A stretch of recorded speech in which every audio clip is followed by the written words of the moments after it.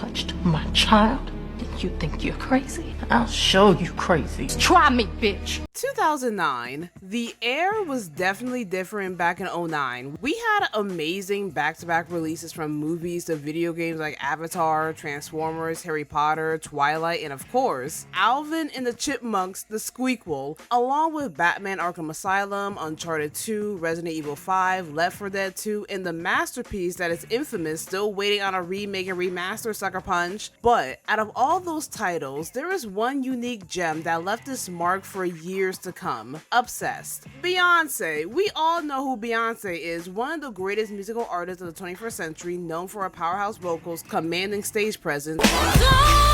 Obsessed is a 2009 psycho stalker film similar to the 1990 Fatal Attraction movie starring Queen Bee in a milk dud looking Idris Elba. I'm sorry, that was rude. This is a story about a batshit crazy woman who is so down bad for some dark chocolate that she terrorizes and tempts Idris Elba with some vanilla swirl, knowing he's a happily married man, eventually becoming obsessed. Hit me.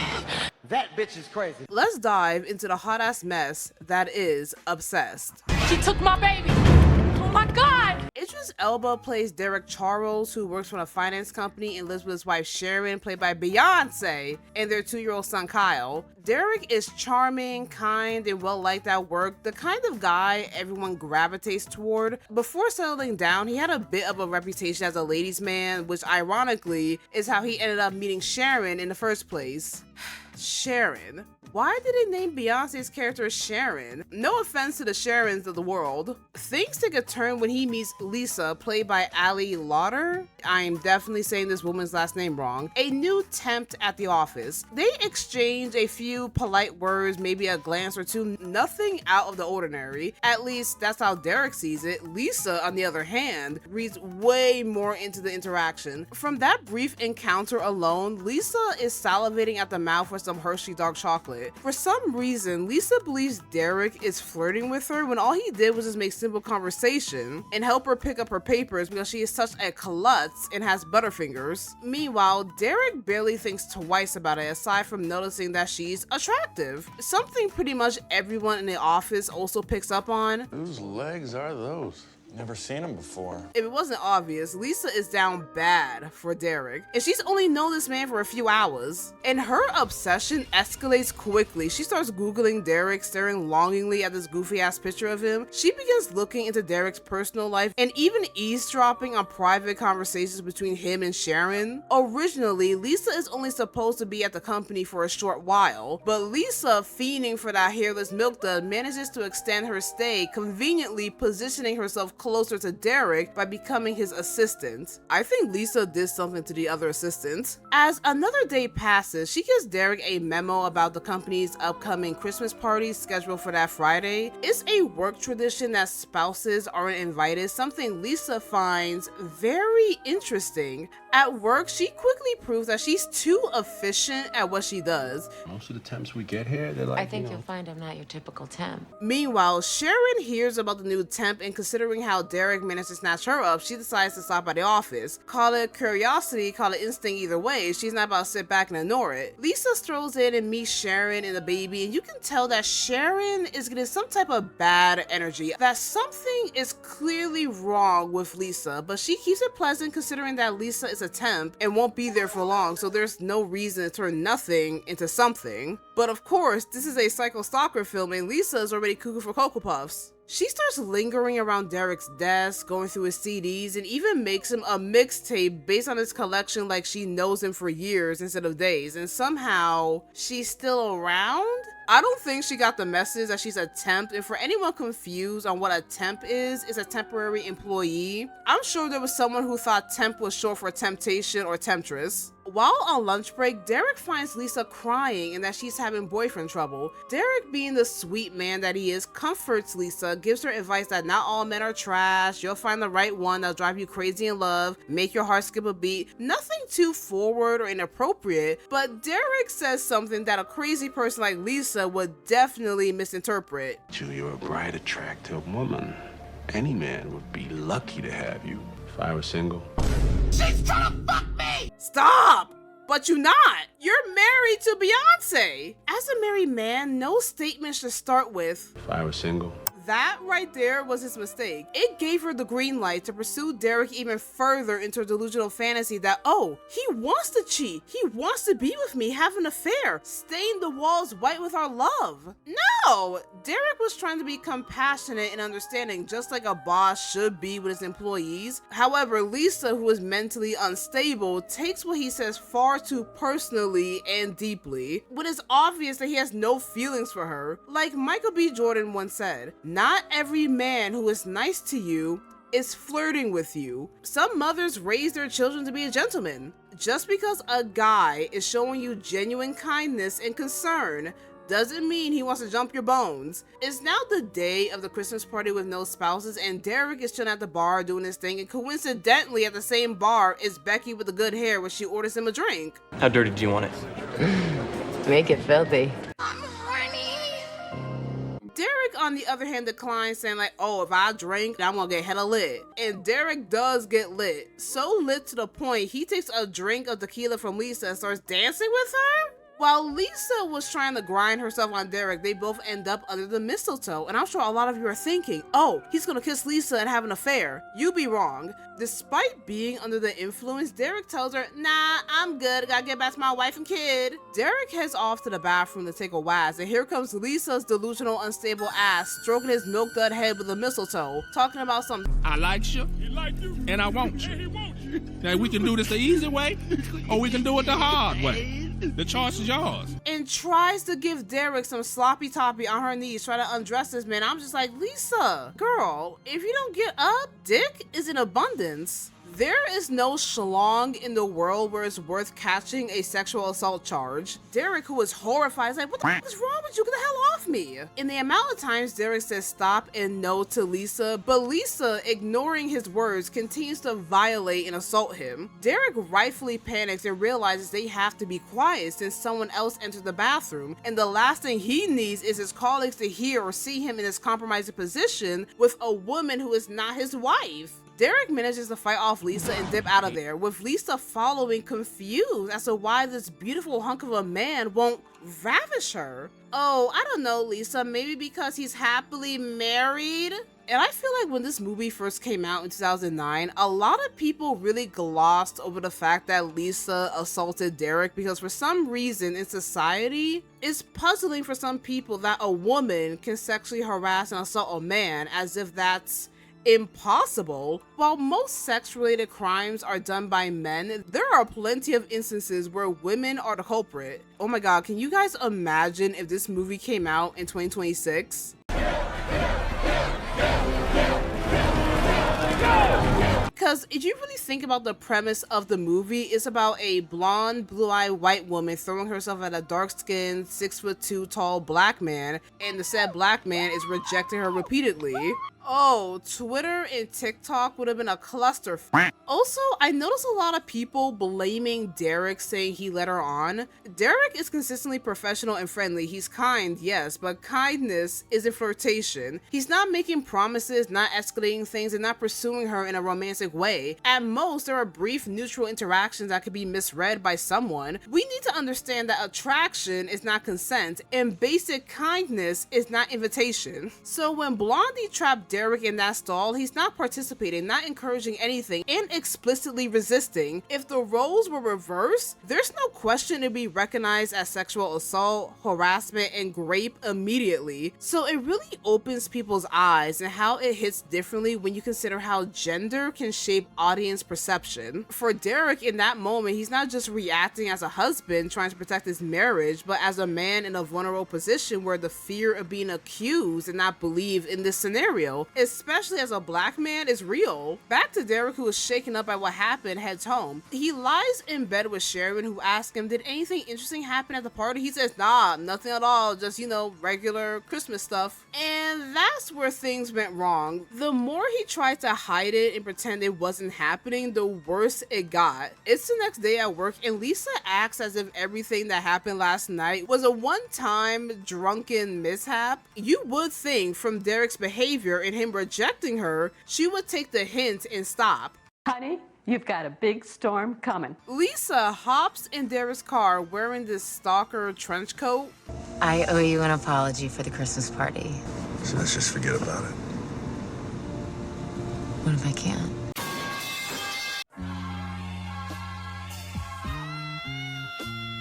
And she opens up her coat, flashing him. Get out of my car right now.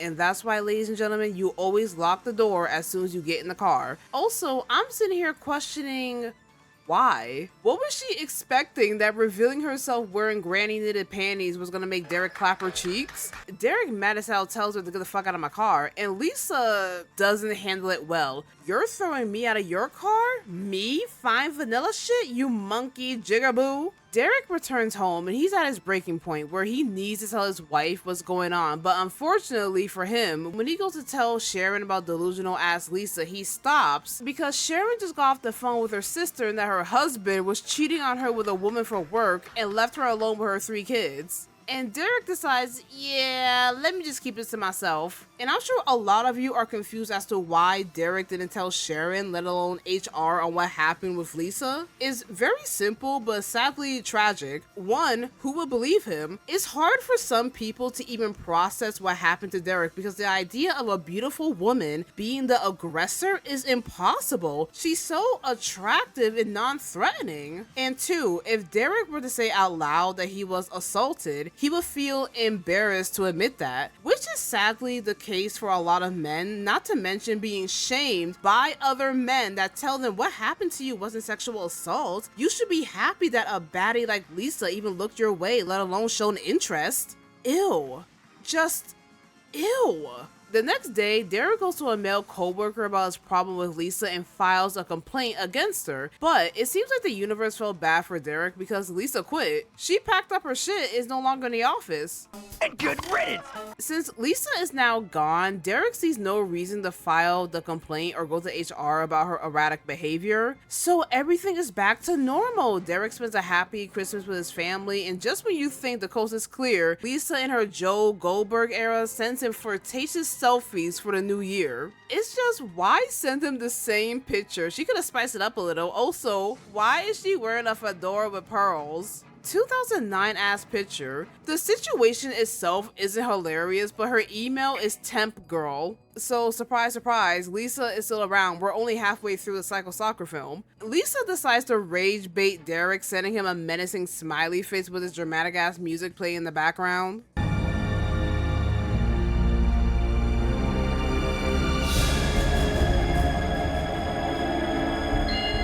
Derek, along with his colleagues, visit a resort for a conference, and guys, you will not believe who shows up.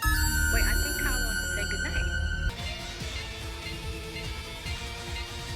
Okay, serious question. Was Lisa just lingering in the shadows hoping that Derek will pass by? She goes on to tell him that I quit my job so we can be together. And seeing that throwing free kitty kitty meow meow purr purr ain't working, she pulls Bill Cosby and drugs him. Never, ever turn your back from your drink. That includes soda, juice, and water as well, because all it takes is a second. Just a second, and next thing you know, you're incapacitated and at the mercy of someone with ill intentions. And Lisa intends to give him free kitty whether he likes it or not. Even when drugged, he still said no. Seriously, it's not that hard. Man or woman, no means no. Why is that so hard to understand? Derek wakes up late for his meeting the next morning, and Lisa Cosby tells the front desk that Derek is her husband and she wishes to speak with him. Derek leaves the meeting confused, expecting to see his wife Sharon, but instead it's crazy ass Lisa.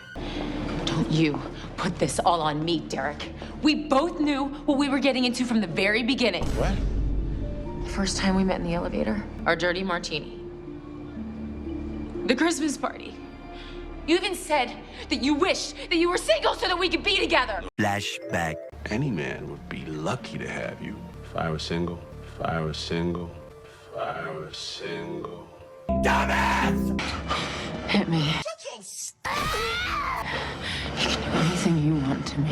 Why would she say that? Derek, for the 100th time, begs Lisa to leave him alone, and instead of listening, she wants to be hard-headed and goes to his hotel room naked and takes a bunch of pills trying to self-exit. All this because a man rejected you? It can never be that serious. And for anyone who is confused on the pacing and the timing that all of this is going on, everything from meeting in the elevator, assaulting him in the bathroom, flashing him in the car, drugging his drink, and taking pills to off herself, all of this happened in the span of 2 weeks. I'm not lying.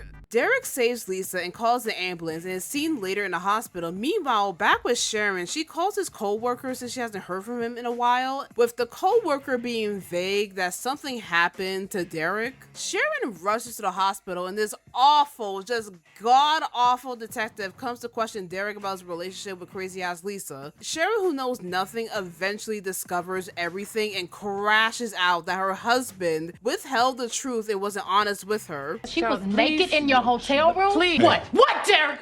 What? What do you want? The director told Beyoncé, "Imagine it's Jay." The only thing missing from this scene is Solange pulling up. But back to the detective, she was just terrible. Look, I don't care if you're doing this, girl, or not. What a professional detective. She could have worded it differently. She was also being petty and messy as hell. She kept saying the word affair and making it seem like they were sleeping together after he repeatedly said he wasn't. Like, throughout the rest of the movie, the detective isn't much help and completely useless. Get your ass out. And go where, Sharon? To hell! But until then, I suggest maybe the Four Seasons. Brilliant, incredible, amazing, show-stopping, spectacular, never the same. We have an update on Lisa Cosby, who wakes up in a hospital, and the useless-ass detective comes to take her statement and understand her side of the story. And the detective isn't completely incompetent, as she feels something ain't right with Lisa. Back at work, Derek is getting a scolding of a lifetime how Lisa can sue for sexual harassment. Useless detective arrives at Derek's office to give him Lisa's journal that has rated R explicit details of all the hot, steamy sex they definitely did not have. Speaking of Lisa, her sister takes her to San Francisco and that's it. 3 months has passed, and with Lisa out of the picture, Derek focuses on fixing his relationship with Sharon. Sharon, you gonna make me share my birthday alone? Why he gave her that Usopp lip bite stare. Derek and Sharon reconcile over a birthday dinner. While they are out, Lisa comes back. "Damn, bitch, can you take a hit and leave these people alone?" And tricks the babysitter into letting her inside the house to visit Kyle and ends up kidnapping the baby. They return home to find Kyle missing. She took my baby. Oh my God. I love Beyoncé. She is too funny. She took my baby. I know this is a serious moment, but her voice sounded like she was more shocked than scared. The audacity to take a woman's child. They soon find Kyle in the backseat of the car with red lipstick on his forehead. I believe the babysitter was fired after this. And we get to the scene that changed a generation. A quote that we all repeat at least twice a year for shits and giggles. Touched my child? You think you're crazy? I'll show you crazy. Try me, bitch.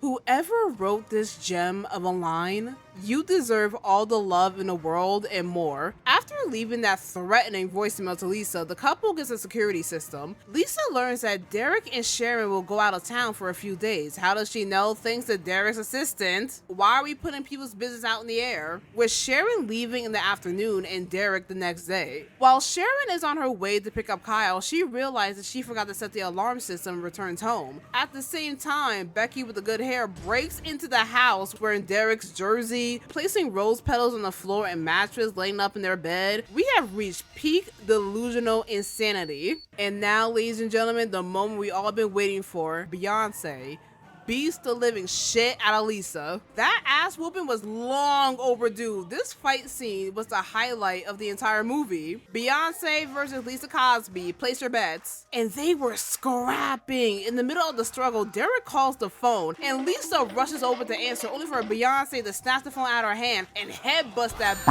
Derek, I'ma call you back. Beyoncé throws her body like a rag doll, slamming Lisa to every wall and corner, talking mad shit to Blondie. Come here. Didn't I tell you not to come to my house? Damn! Nobody touches my child. But Lisa, powered by getting that delicious man meat no matter what, elbows Beyoncé for putting her in a chokehold. The stage moves to the attic, using a piece of wood to repeatedly deal damage to Beeb, and we get this perfect zoom in of Beyoncé fighting in heel boots. I know that's right. Beyoncé notices a weak spot in the attic floor where Lisa falls through, and this is where I side-eye Beeb, because this is the woman who was tormenting, assaulted, falsely accused your husband, kidnapped your baby. Why are you trying to save her? Beyoncé better than me, I would have dropped her. And even if I did want to save Lisa, I don't have the upper body strength to do so. Lisa, with her dumbass, instead of using this as a chance to get up, tries to pull Beyoncé down with her, using the mentality of, if I can't have Derek, no one can. And Beyoncé acts shocked. Oh, you crazy bitch, you're actually trying to kill me. Beyoncé loses her grip and Lisa plummets onto the glass table below and dies. Roll credits.